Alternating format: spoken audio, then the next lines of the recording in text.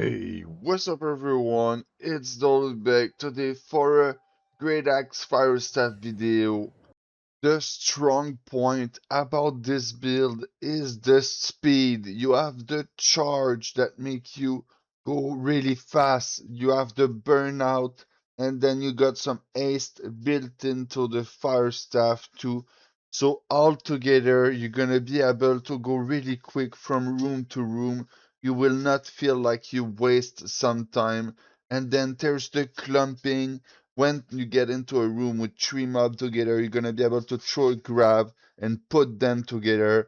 Man, this feels good.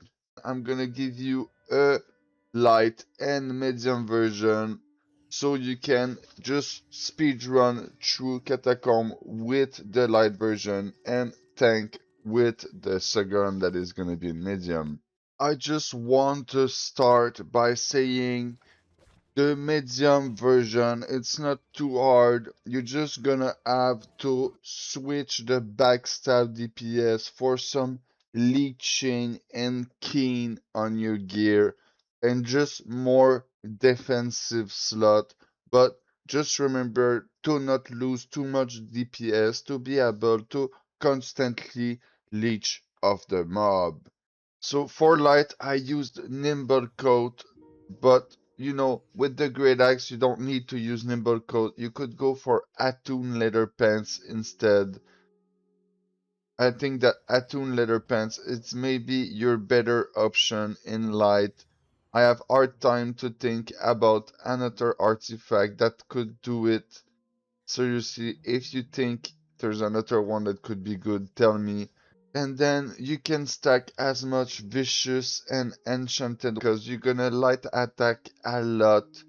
And there's some other charm that are viable, like the one that make your ability do more damage. But there's a lot of damage output that come from the light attack with the great axe. So this gonna be it. And Rogue could be amazing too, but you're not gonna benefit of Rogue on your Maelstrom and your Gravity Well. Same for Enchanted. So this is why that you can try to even put some Keen a bit too, but you're gonna backstab a lot at the same time. So it can be tricky. Just put Enchanted Ward, Vicious, Rogue, maybe a little Keen or Lead Chain.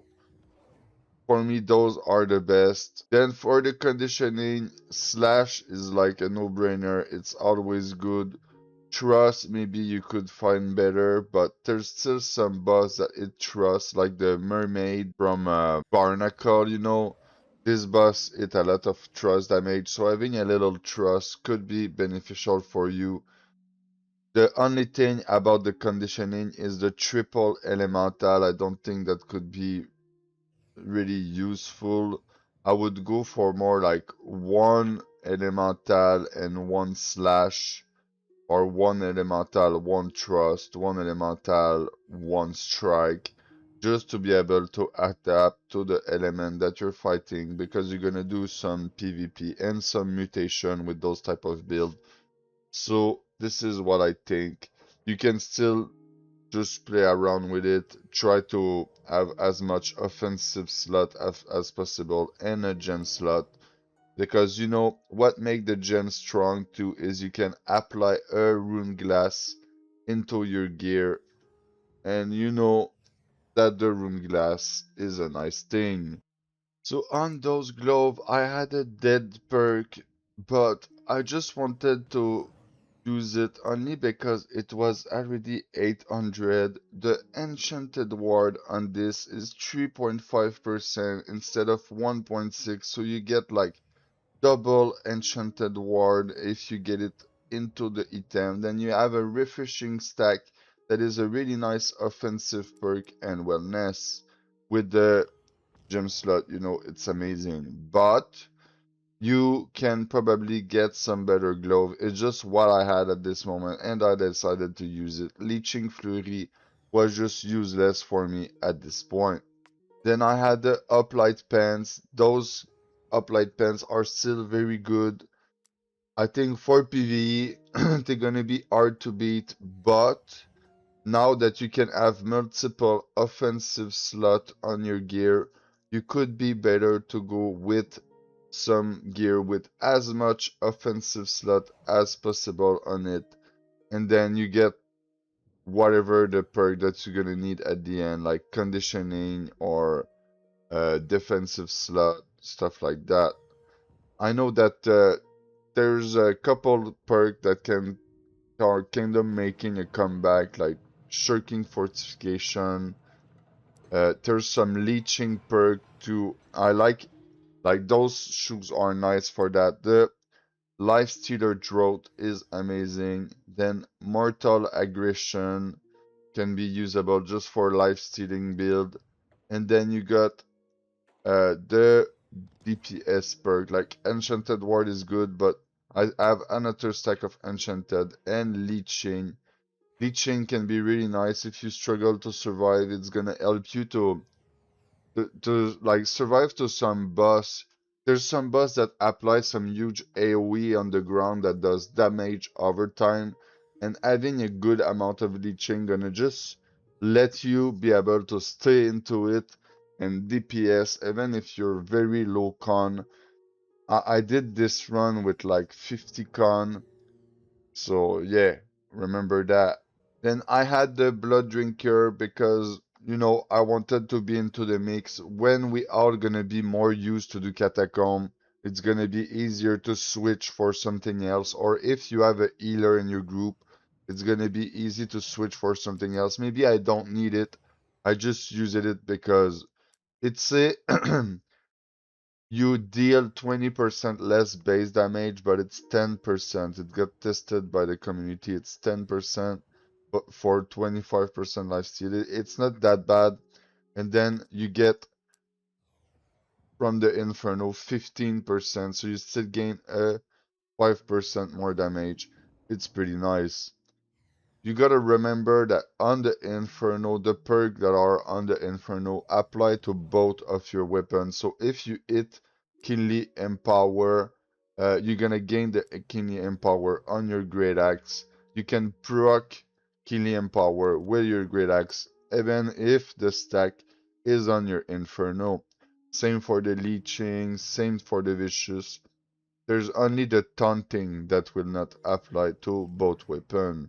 You can have a amulet like this with the triple protection, and then I have an enchanted ward stack. It's a defensive slot and a offensive slot. If you get like 3 protection or you change amulet to adapt the protection of the fight that you need. Like I said, like the mermaid is gonna do trust, so you could have trust protection. You just gotta adapt the amulet to the content you're doing. I just thought that this one was a good all around, so I don't have to think too much about the swap. What could be nice is instead of void having strike protection could make this amulet even better. And then I had this earring right there. The intangible charge is a new perk.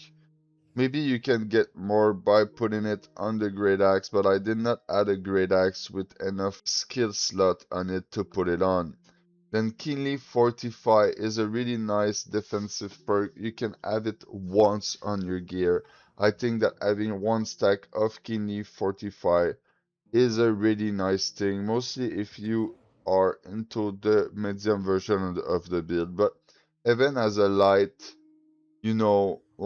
just because why not? Kili Fortify gonna protect you for all type of damage, but if you don't have a lot of armor, it's not gonna be like that huge, but at the same time, like I say, it's gonna protect you for all type of damage so even if the amount that it protects you is low because you're in light armor, it's gonna protect you from every element, for everything. And then there's the refreshment perk over there that is amazing. You can have refreshment on your earring and you can have refreshing move on your weapon. And since the great axe don't hit that fast, I'm pretty sure that the refreshment gonna be better for you than the refreshing move. Mostly if you use it with like the nimble code that reduce your cooldown by a lot, just because it's gonna be hard to apply refreshing move often. You know, sometimes you're even gonna miss your hit because the mob are gonna move around, stuff like that. So keep that in mind. Refreshing toast is great too. You can have regenerating. There's a couple other perks that are good. But what's nice about refreshing toast is it's gonna apply to all your consumable now, not only the health. And then the gem slot, I think the gem slot are still amazing. And if it's into the armor, like I say, you can put a rune glass into it. So this is the great axe that I had. This is an amazing great axe, but if I want to get better, I could swap Attunement for End 2 or swap the enchanted, like the defensive slot for offensive slot, or having like a 3 perker, double attunement plus end 2, and then I would put enfeebling maelstrom and the gem slot. I'm gonna have to add a rune glass into it, but I'm trying to find a better great axe. It's still an amazing one. I still decided to put it to 800 because it took me a while to find a. I tried to find a better great axe. I did not, but you know, when I'm gonna get it, I'm gonna upgrade another probably. It's just that this one gonna be a really good starter for me for the moment. I don't feel like I need something better for the moment, but I'm sure that I'm gonna get one better because I'm aware that End 2 exists and the 3 perker weapon exists too. So double attunement and 2, then you got the skill slot, gem slot. The rending vines is a nice thing to have. Since you throw a gravity well and use maelstrom, you're gonna be able to clump the mob together, and then with vines you're gonna be able to keep them there. So I think that vines for this build is probably the best choice that you have. But you can still use this fire kick right there. That's gonna empower where it's gonna empower you, your teammate, and weaken the enemy. And then if you struggle to survive, there's the Dark Ascent, Leeching Dark Ascent, that is nice. But I would mostly recommend it if you're a tank, and at the same time, I feel like it's more like a PvP thing, but it's still very good. Maybe if I take off the Blood Drinker, I could put this on just to feel like I have something to help me survive.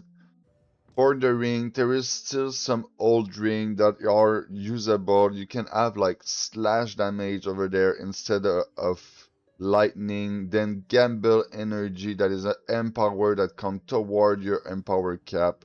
And then refreshing, it's like having 3 offensive slot. Or you can go for a ring with as much offensive slot as possible. And some of those new perk, like I say, Gambled Energy is a new perk. You just go for all DPS if possible. I think that could be the best. Since this is PVE, all what you want is to reach like 5 Enchanted Ward Charm and then put the rest into as much offensive as possible and have as much gem slot as possible too. So now there's a nice thing about the Great Axe. As you can see, there's an icon there over strength and there's an icon over intel. So that means that the weapon scale from both. So now you can just put 350 strength, the rest in intel, and then 5 con. And then if you struggle to survive, you can put a roasted rabbit to be able to get more con, or you can use a intel food just to get more DPS. This is my great axe build. I like it a lot. I know that some people can go for Molar Fury, but I think that in Catacomb, Bloodlust is a nice thing to have, just to be able to move faster to where you want. But at the same time, if you think you cannot reach your Empower cap, Molar Fury can be the thing. But right now, this build worked really good right like that. I got a bunch of Empower. As you can see, I got 15 there. I got 15 there, so it's already 30%. And then I got like 7% from Hunting Stone. Um, and then you can add some like slash harnessing on your stuff. And if you have a ring that gives you slash damage, it's another 7%. So keep that in mind. The thing about Molar Fury is that you're gonna lose your stack after 3 seconds. So if the boss move a lot or stuff like that, it's gonna run out. So between the phase, the boss gonna phase, you're not gonna be able to hit it during a moment. Bam, you lose your empower, you have to reset. While Bloodlust is more like you have raw, straight DPS that you don't need to charge up. It's always on, and I like it. There is a bit of leeching too into the Great Axe tree, so it's pretty nice. There's another leeching perk straight right there. What is nice about the Great Axe is that it's a two-handed weapon, so the mob with a shield, you know, there's some big mob with shield. When you have a rapier, sometimes it's pretty hard to break their stamina, but when you have a two-handed weapon like this, it's gonna break the stamina of those mobs really quick, mostly if you use a heavy attack straight in the front of it. So use that at your advantage. Right now you can see that I have Incinerate on my Inferno because if you want to take the aggro, you can put a Carnelian into your Inferno and then take the aggro just by doing that. So this is pretty nice for your teammate. Just remember that you don't have grit on your Great Axe while doing light attack. If you want grit on your Great Axe, you're gonna have to do a heavy attack and use Enduring Strike, but you're gonna lose some DPS while doing it. Maybe later on, I'ma try to make a off-tank build with the heavy attack on the Great Axe, but at the same time, it could be a waste of time. This is why I'm not speaking too much about it. Instead, I better like to have the pull ability to be able to just pull them up together, keep them there. It worked with the Maelstrom, the Gravity Well. Amazing. So on this, I want to thank everyone for watching my content. I wish you a good day. Peace out.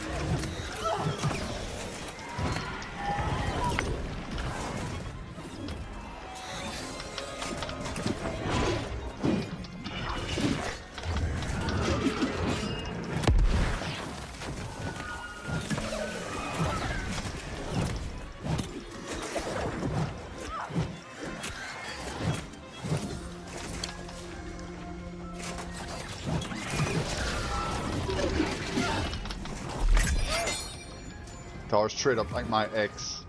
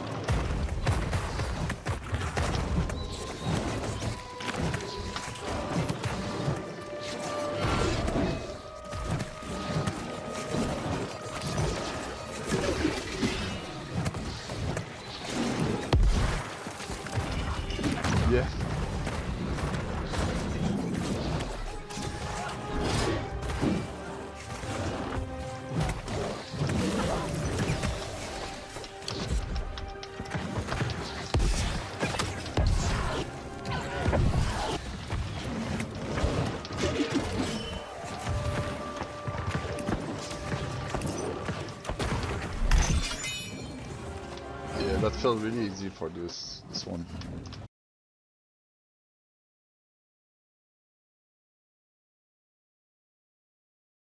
5 next, you know?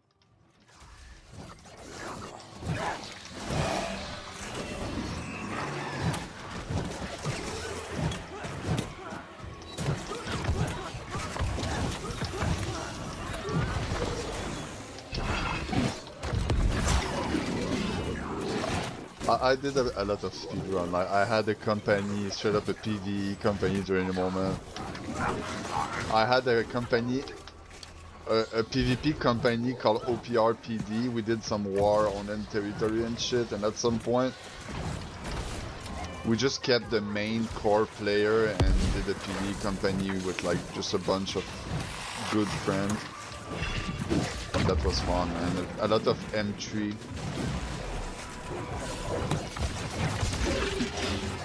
For real, that's fun, man. Really, really fun. And now I heard that the gear is very good into it.